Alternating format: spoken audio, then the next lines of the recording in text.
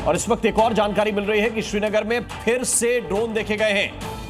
ये बड़ी जानकारी है क्योंकि पिछले 15 से 20 मिनट से वहां पर शांति थी, लेकिन आर्मी इलाकों के पास कुछ ड्रोन नजर आए हैं और श्रीनगर में फिर से ड्रोन देखे जाने का दावा किया गया है। हालांकि आर्मी की तरफ से ये बात अभी तक कही जा रही है। सेना ने कहा है कि नहीं, अब कोई ऐसी स्थिति नहीं है, एलओसी पर पूरी तरीके से अब कोई गोलीबारी नहीं हो रही है और श्रीनगर में किसी तरीके का धमाका अब नहीं है। ये जो हम तस्वीरें आपको दिखा रहे हैं ये कुछ देर पहले की है, लेकिन अब सेना की तरफ से क्लियर किया गया है कि फिलहाल ना तो वहां पर कोई इस तरीके के धमाके हैं और ना ही सरहद पर कोई एलओसी पर कोई गोलीबारी हो रही है। पर उसके बावजूद हम जो तस्वीरें आपको कुछ देर पहले की दिखा रहे हैं वो तस्वीरें बड़ा सवाल खड़ा करती हैं और ये एक तरीके की चेतावनी वाली तस्वीरें हैं, एक तरीके की सोचने पर मजबूर करने वाली तस्वीरें हैं कि एक देश पहले सीज फायर के लिए आगे आता है और उसके बाद में फिर उसकी सेना की तरफ से ये नापाक कोशिशें की जाती हैं। खालिद, मैं आपसे एक बार फिर से जानना चाहूँगा, सेना की तरफ से बताया गया है कि अब पूरी तरीके से शांति है श्रीनगर में भी, एलओसी पर भी। एक तो अभी करंट सिचुएशन आपसे जानना चाहते हैं, उसके बाद फिर आपसे बात करेंगे।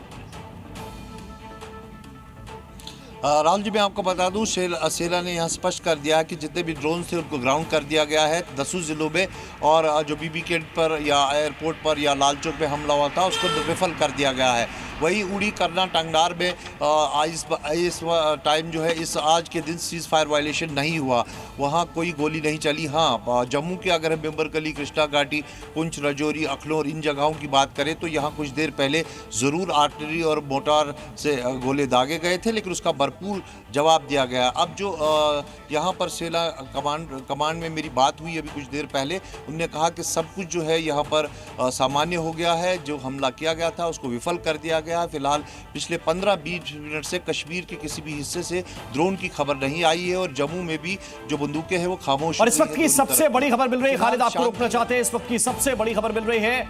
खबर यह है कि केंद्रीय गृह सचिव की एक बड़ी बैठक इस वक्त हो रही है। यह बड़ी जानकारी इस वक्त निकलकर सामने आ रही है। सभी राज्यों के सचिवों के साथ बैठक केंद्रीय गृह सचिव कर रहे हैं। ज्यादा जानकारी के साथ नीरज पांडे इस वक्त हमारे साथ जुड़े हुए हैं। नीरज, कितनी महत्वपूर्ण है ऐसे वक्त में ये बैठक? देखिए, ये बैठक बहुत महत्वपूर्ण है। इसलिए ये महत्वपूर्ण है क्योंकि जिस तरह से सीज फायर का उल्लंघन लगातार पाकिस्तान की तरफ से हो रहा है, ऐसे में इंटेलिजेंस ब्यूरो और गृह सचिव ने सभी मुख्य सचिवों से बात करके कहा है कि आप अपने यहाँ जो भी लोग हों, जिनको जो जरूरत है सिविल डिफेंस के साथ मिलकर उनकी मदद करें, लोगों को हर स्थिति से निपटने के लिए तैयार करें। ब्लैकआउट करना पड़े तो ब्लैकआउट के समय पे जो प्रोटोकॉल में रखा गया था, टार्च है, लाइट नहीं जलाना है, खाने पीने के सामान एकत्र करके रखना, वो सारी चीजें आप रखिए।